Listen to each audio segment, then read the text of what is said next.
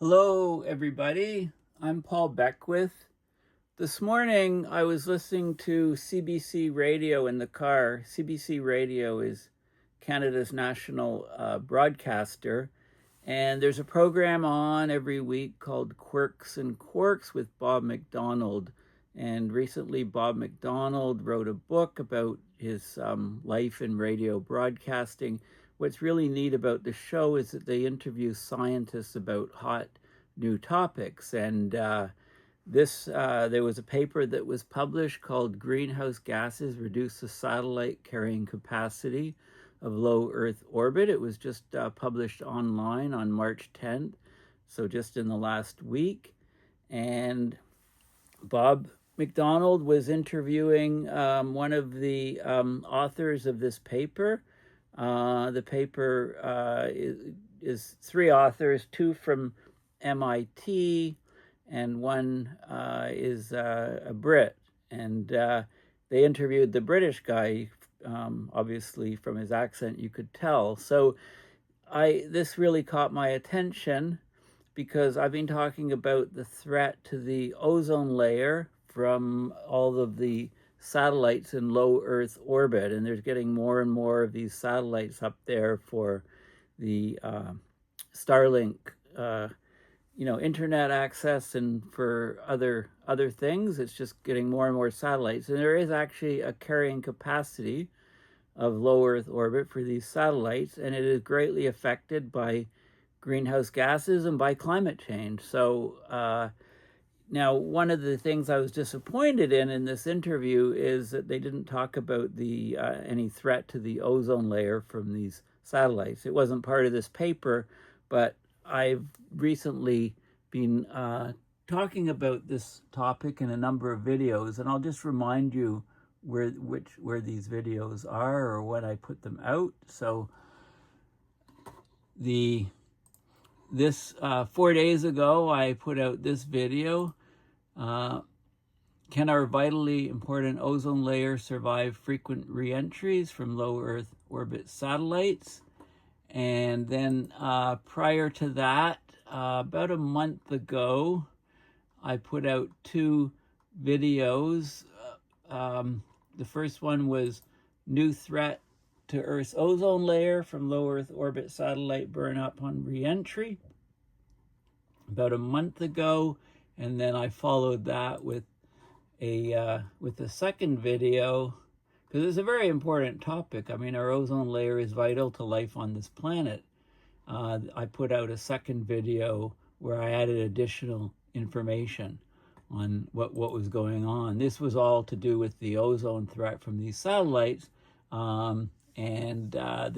What I'm talking about today, this paper, is directly relevant to that. So before I get into the details of this paper's findings, I want to define a couple points. So there's something called the Kessler effect. Okay, the Kessler, it suggests that when the amount of space debris in low Earth orbit reaches a certain level, so-called the Kessler limit, it triggers a cascade effect in which the debris will be constantly colliding. So if you get a breakup of a satellite colliding with another one, it creates multiple debris. Each of those multiple debris objects could hit another satellite and cause more and more satellites to break up, and then eventually nothing could exist literally in those regions. There'd be so many breakups, there'd be permanent danger for any satellite or any spacecraft in orbit.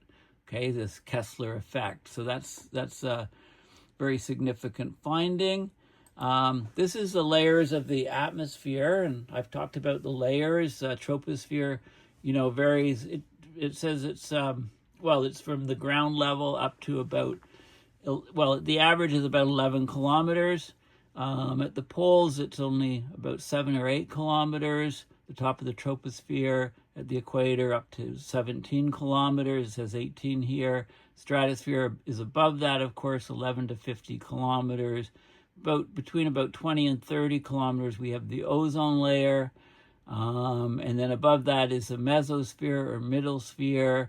When meteors come in, when satellites come in and break up, it's usually at about It's usually in the mesosphere where this happens, 50, 60, 70, 80 kilometers.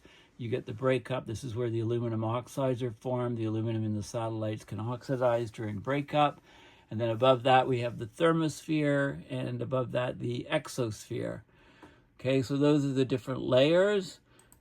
This is an interesting website, University of Texas, where it's sort of got all of the stuff in orbit is depicted here, and you can actually click on different objects. So this is where it's looking right now, is Starlink, a Starlink satellite, and it's basically, it was launched recently, May 2023, at 11:25 Zulu time, and it's got its orbital periods about an hour and a half, 95 minutes. Speed, this is different parameters on its orbital parameters. It's a highly elliptical orbit. Huge. The eccentricity is the eccentricity is to do with the ovalness of the orbit, I like this birth date of the satellite. It was built 2020, October 18th.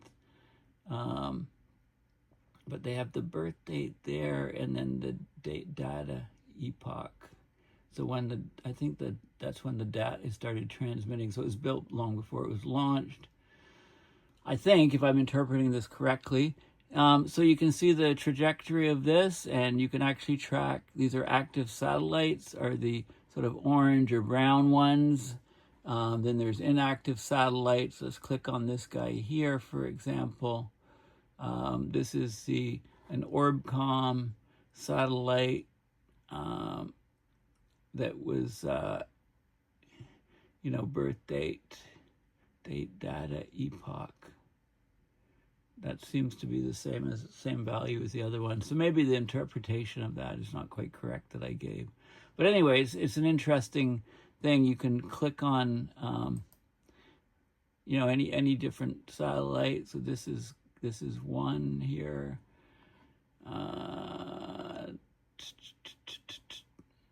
Birth date 1966. The data epoch seems to be the same. So it's the birth date is when the satellite went up there.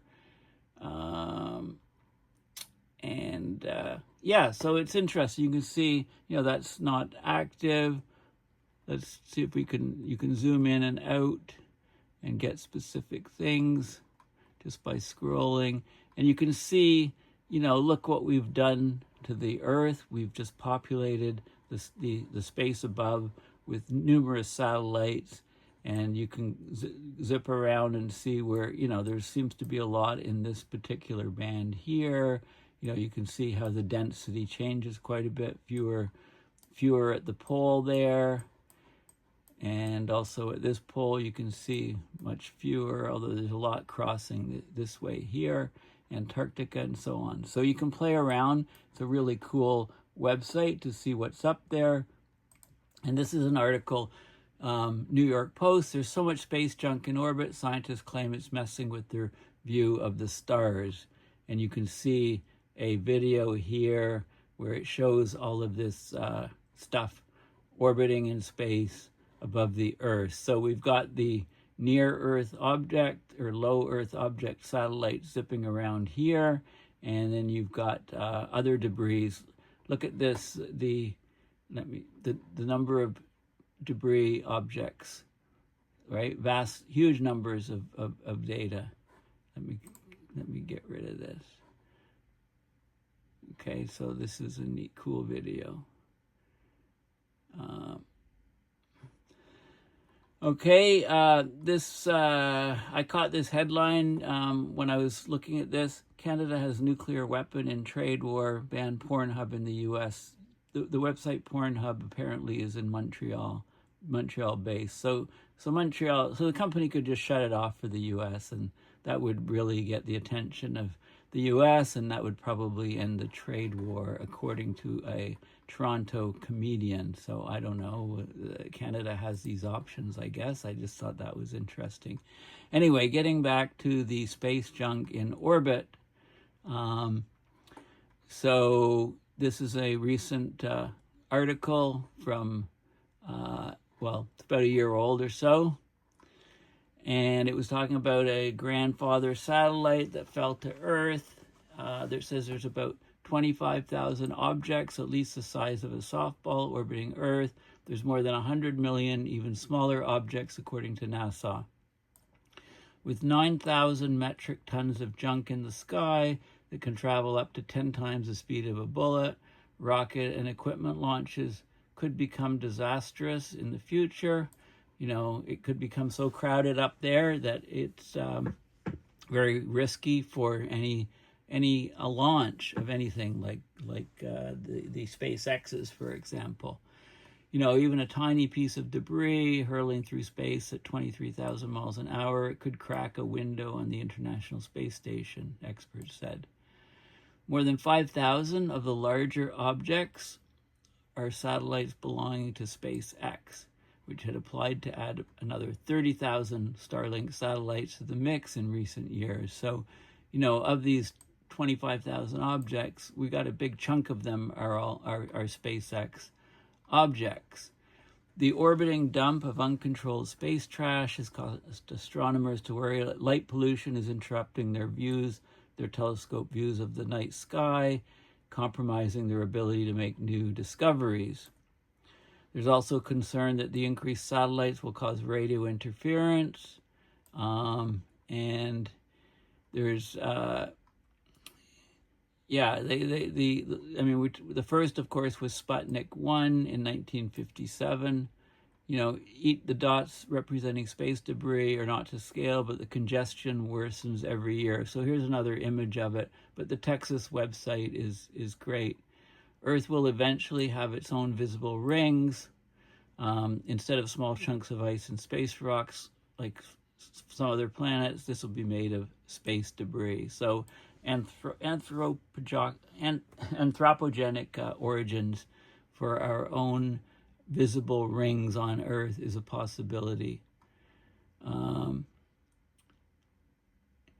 know, so this is, we're putting a huge amount of objects into space. 10% of the particles in the upper atmosphere have bits of metal from rockets or satellites disintegrating, according to an October report. That figure is going to shoot up to 50% as we become more and more dependent on satellites. So with climate change on the Earth's surface already amounting to a worldwide crisis, a new commercial space race fueled by kerosene is producing tons of new destructive emissions with every launch and disintegration. We're talking about a constellation of thousands of satellites, each weigh a ton or so. When they come down, they're acting like meteoroids and they break apart. Okay, so the traffic jam has renewed fears of so-called Kessler Syndrome. That's the theory that the Earth's orbit will become so crowded with debris that the debris just keeps colliding, making more and more debris and cascading to more and more debris. So eventually you have a completely filled up space of debris that makes any launches fraught with disaster. The risk is extremely high for any space travel, for any satellite up there, for any satellite being launched, etc. So, it's so in the gold rush, it was the folks that made the pickaxes and the shovels that often did better than the prospectors. Okay, the people that made the pickaxes and shovels, and now everybody started using it and going on the rush. So that's what we're kind of doing. Are we going to have outer space garbage trucks and recycling centers? Are we going to have lasers on the ground to zap down space waste, etc.? I mean, those are some of the questions. So, we don't talk about this aspect too much about the space junk, but it is very important. Okay, so let's go back to the let's go back to the paper. Okay, so it was just published. So how does climate change and greenhouse gases reduce the satellite carrying capacity? Okay, so let's read the abstract. So anthropogenic contributions of greenhouse gases in Earth's atmosphere, basically they cause warming of the troposphere, right? So there's less energy getting up to higher altitudes. So basically, it's well known that greenhouse gases, they cause cooling in the upper atmosphere. And when you get cooling in the upper atmosphere, you get contraction. Things shrink. And this is projected to continue for many decades. So an expansion of the troposphere and a cooling of upper level layers. This contraction at very, very high altitudes, in the stratosphere, mesosphere, and above, it reduces the atmospheric mass density, where most satellites operate in low Earth orbit. So if you reduce the density of the air where the low Earth orbit satellites travel, then the drag on them reduces. Okay, so there's less drag, and this extends the lifetime of these satellites in orbit. They last longer. They don't deorbit as much. I mean, the lifetime of the Starlink satellites is only 5 years. With climate change ongoing and a shrinking or contraction of the upper level layers and reduced friction, then these low Earth orbit satellites will have a lot longer lifetime, and they'll be up there longer, and that will crowd the space. So it'll extend the lifetime of these objects in orbit. So it poses a persistent collision hazard to other satellites. It risks the cascading generation of more debris, this so-called Kessler capacity. Okay, so they looked at different emission scenarios of CO2 and how it affected the satellite carrying capacity of low Earth orbit. They introduced an idea called the instantaneous Kessler capacity to compute the maximum number and the optimal distribution of these satellites that keep the debris populations in stable equilibrium. And you go above a certain level and you can get a cascading failure. What their model showed is that from 2000 to 2100, they expect a potential 50 to 66% reduction in the satellite carrying capacity between altitudes of 200 and 1,000 kilometers. Okay, so with climate change and a contraction of upper altitude layers, meaning that the satellites up there at a given altitude experience less and less friction over time, their lifetime they stay up there longer and longer, so their probability of them getting into collisions with other objects is increased. So considering the recent rapid expansion in the number of satellites in low Earth orbit, we need to understand how climate will affect them and how we can get sustainable operations for satellites in this region, and so that we don't overexploit it and face maybe a Kessler threshold effect. Okay, so that's the key part of this paper. And there's some fascinating things in there. So when there are collisions up there and objects, it greatly increases the number of the amount of debris up there, as you can imagine, and we can track that debris. Okay, so this is a fascinating paper. So most research into greenhouse gas-driven climate change in the Earth's atmosphere is focused on the troposphere, right? How the surface of the Earth changes, how the lower atmosphere changes. Because changes in the troposphere are consequential for nearly every aspect of life on Earth, right? All weather happens in the troposphere. Above the troposphere, greenhouse gases continue to have a pronounced effect, though the consequence of climate change in the upper atmosphere is generally perceived as minor, but it's a huge deal for satellites. Recently, a rapid expansion in the utilization of satellites in low Earth orbit for communication satellites, internet, Starlinks, for weather forecasting. We have vital weather forecasting satellites up in that region. Navigation, we have a constellation of satellites that allow the GPS system to work. So these are vital for navigation, obviously for defense and other reasons. We've become increasingly reliant on the long-term sustainability of satellites in this region. Now, the Earth's thermosphere extends far into the low Earth orbit, and greenhouse gas changes in the structure of the upper atmosphere need to be considered when planning satellite operations moving forward. Okay, there's something called the homopause, which is sort of the human pause. It's about 110 kilometers. So greenhouse gases are well mixed with nearly constant ratios. All atmospheric constituents are well mixed up to here. Above there, things get separated because of different they say gravitational diffusion effects. Now, CO2, of course, is good at absorbing and re-emitting infrared. So in the troposphere, it traps and retains some infrared radiation, causing the overall warming of the lower atmosphere, surface of the Earth, etc. But above, in the stratosphere, the mesosphere, and the thermosphere, infrared radiation from CO2 plays an important role in the energy balance. It counteracts the solar, UV, ultraviolet energy absorption from ozone and molecular oxygen. Conduction pulls heat from the upper atmosphere into the region between 90 and 135 kilometers where it's radiated out. So basically, increasing levels of CO2, greenhouse gases, inevitably leads to cooling in the upper atmosphere. We get warming in the lower atmosphere, cooling in the upper atmosphere. When we get cooling in the upper atmosphere, it causes a contraction of the global thermosphere. Things contract. It doesn't extend as high. If you're at a given altitude up there, you get a reduction of the drag coefficient for satellites. Satellites run into less and less atmosphere. Their lifetime is extended. Now, there's also big changes with solar activity. So the thermosphere regularly experiences expansion and contraction in response to solar activity. The solar cycles every 11 years. The globally averaged, the thermospheric mass density, so this is the mass up there that arises to this drag coefficient for satellites.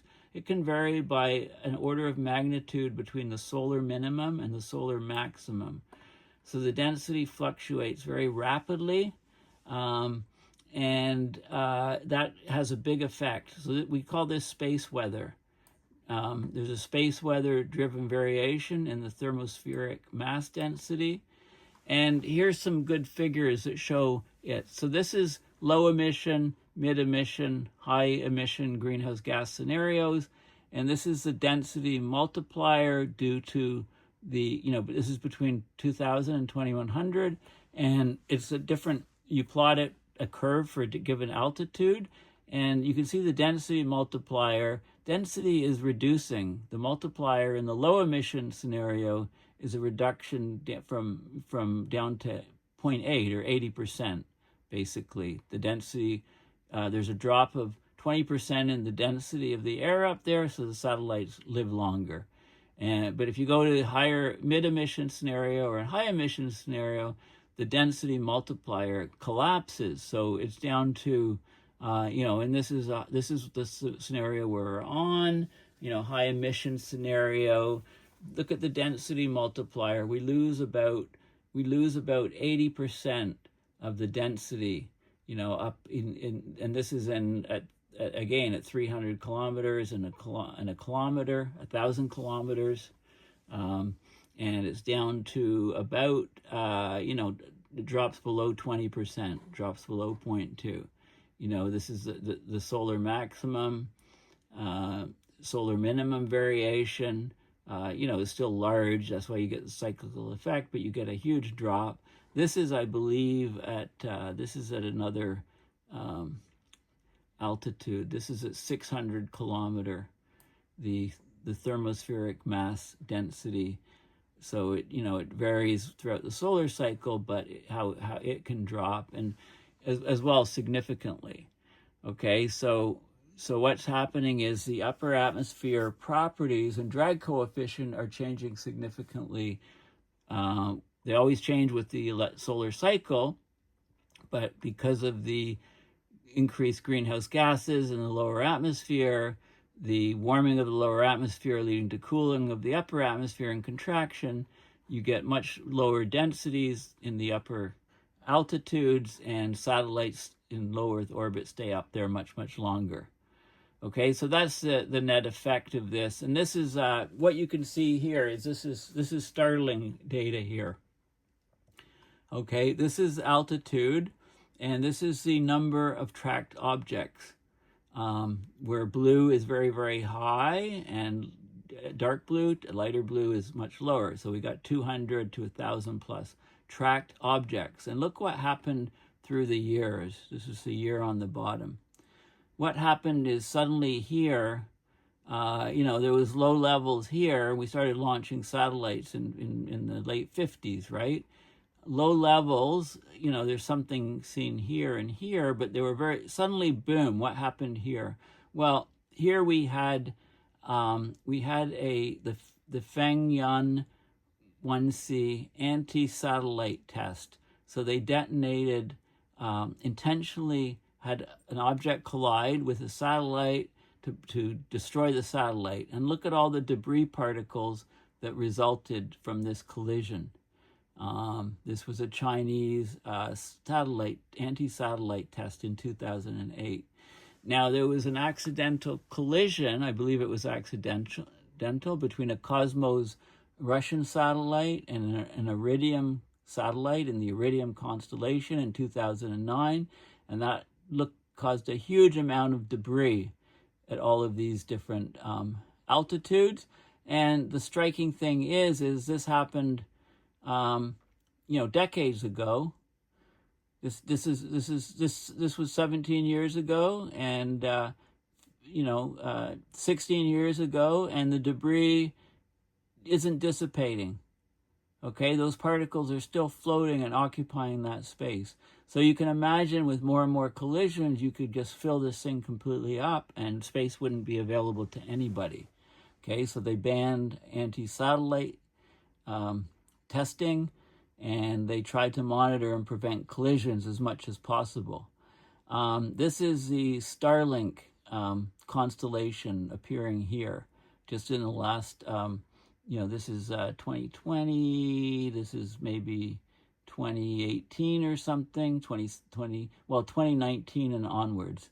The Starlink constellation, these low Earth, this is the Elon Musk constellation for Starlink. They want it low to the lower orbit so that the latency and lag from these, you can open your web pages quickly with low lag, basically. Okay, so we're heavily populating this particular region by intent for communications. But, this is really, really crucial that once you get a collision up there and you get a debris field, it spreads out to different altitudes and it just stays there constantly. It doesn't disappear by itself over this time frame. It takes decades to get to lower Earth orbit and come out. So this is a huge deal. This is the inclination of the satellite in degrees. So some inclinations have a lot more debris than other inclinations. And this was this guy here, the NORAD 4006, the Thor Able Star debris. This debris was this guy here was, it was the Thor. Let me talk about the three incidents here. These two here and this guy here, the NORAD one. And so the 2008 Chinese Fengyun 1C anti-satellite test happened near 900 kilometers altitude and contributed 3,438 pieces of trackable debris. Okay, so that's this one here, 2008. The 2009 collision between the derelict, non-operating Russian Cosmos 2251 and the active Iridium-33 satellite. This was for the first satellite phones, Iridium constellation. It happened near 800 kilometers and it generated 1,800 pieces of trackable debris. Okay, there were a lot more pieces, but the smaller ones couldn't be tracked. Much of this debris will remain in orbit for decades, posing a durable threat to active satellites in low Earth orbit. And you can see that. I mean, it's not declining. It's still up there in those orbits. Now, figure 2C, this guy here, tracks a NORAD 4006, NORAD object 4006, uses time average altitude over an orbit. So NORAD 4006, it's a debris object generated by the Thor Able Star upper stage rocket body explosion at 900 kilometers altitude in 1961. Okay, so this upper stage rocket body was up 900 kilometers above the Earth and it exploded in 1961.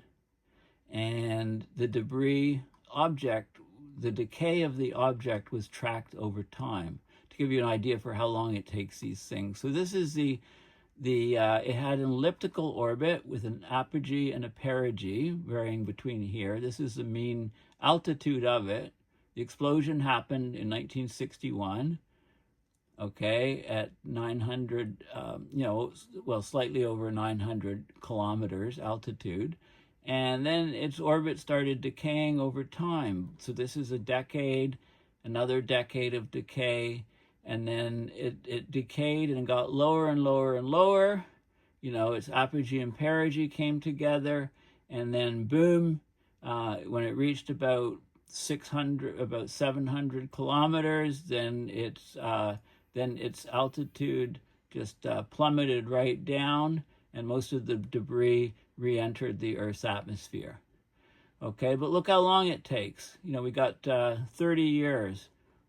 It exploded in 1961, and it comes down in the 2000s, right? It took 4 decades, 40 years for this thing, for the pieces to come down.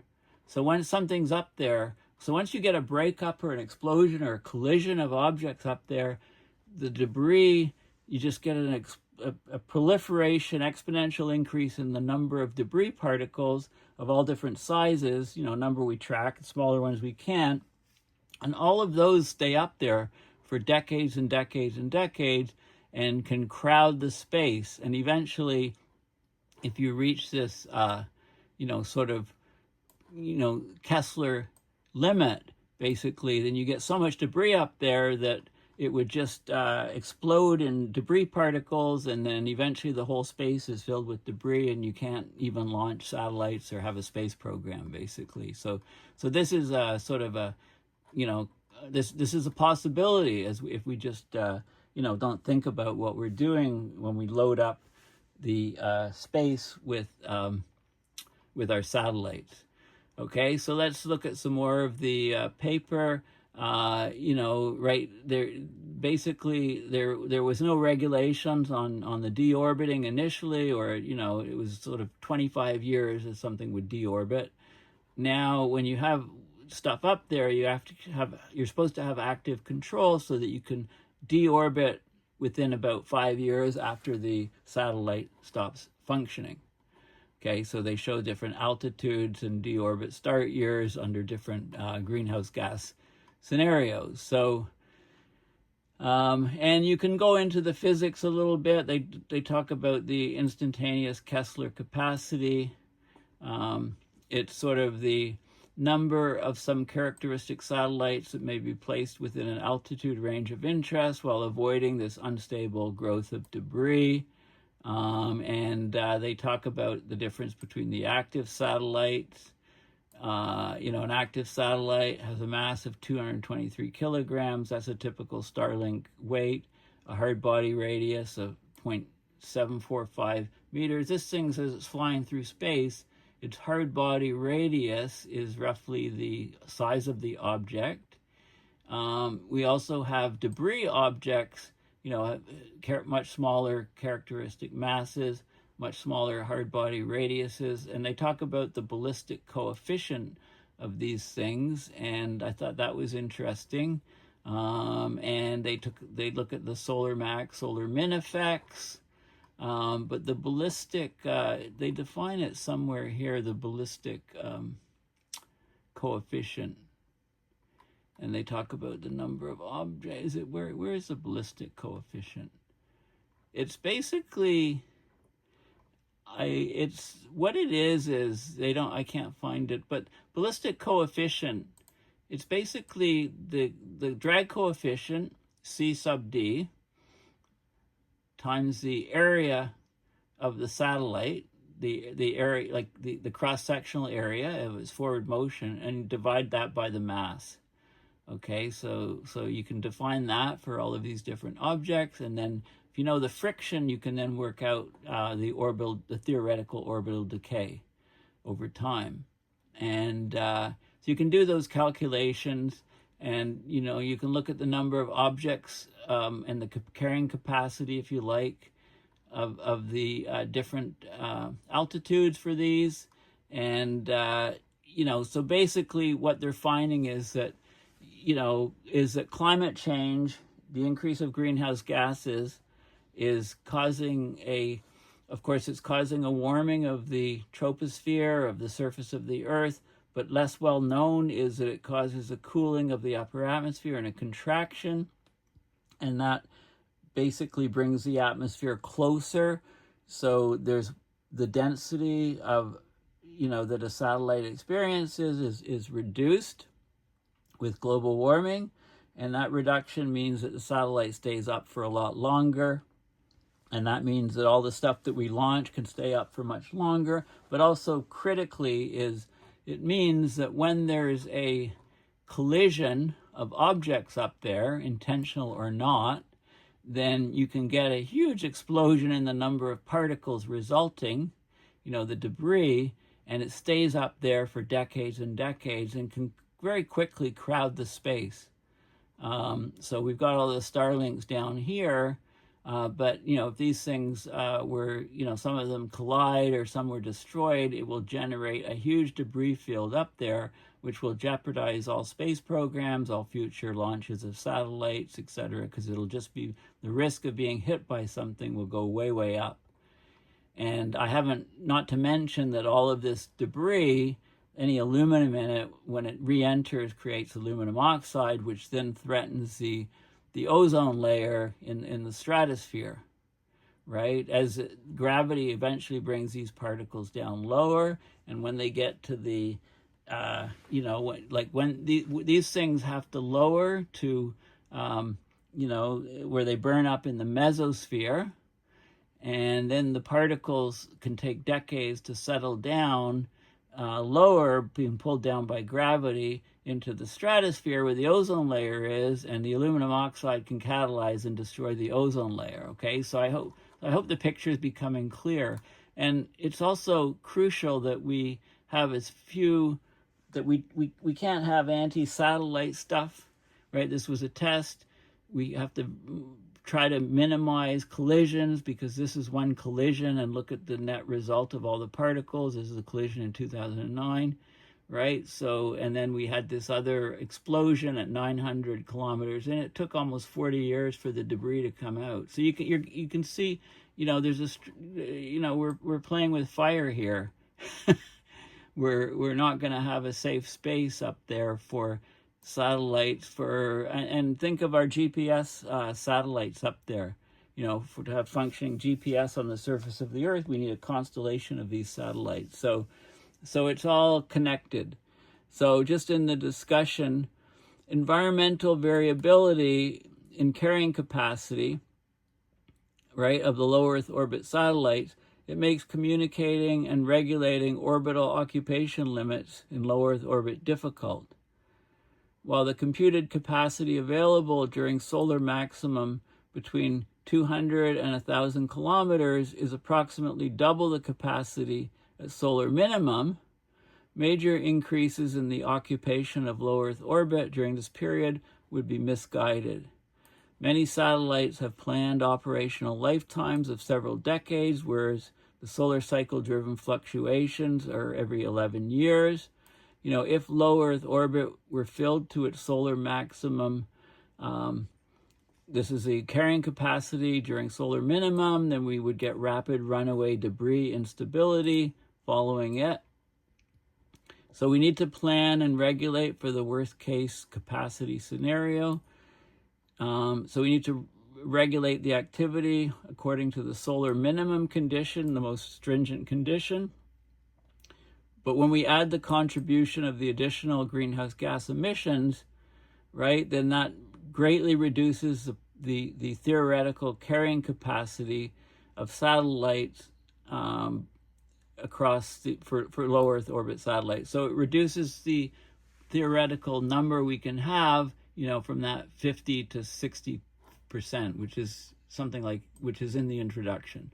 Okay, a reduction of 50 to 66% reduction in satellite carrying capacity between 200 and 1,000 kilometers of altitude.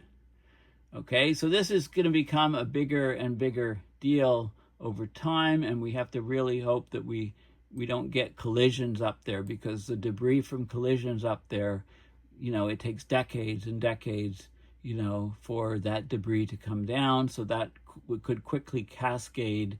If you get a collision and you get particles and debris flying off, and that hits another satellite, causing that to break up, and then that generates a huge number of particles and debris, you could quickly see that this thing could cascade out of control, such that you could have, get a breakup of all of the, of a large majority of the debris up there, generating huge numbers of particles, basically rendering space inaccessible, because the risk of, any launch of any satellite for any reason would be hugely problematic. So we don't want to get to that, nonlinear cascading, Kessler issue. So this is very important. I mean, this is all fairly new stuff to me.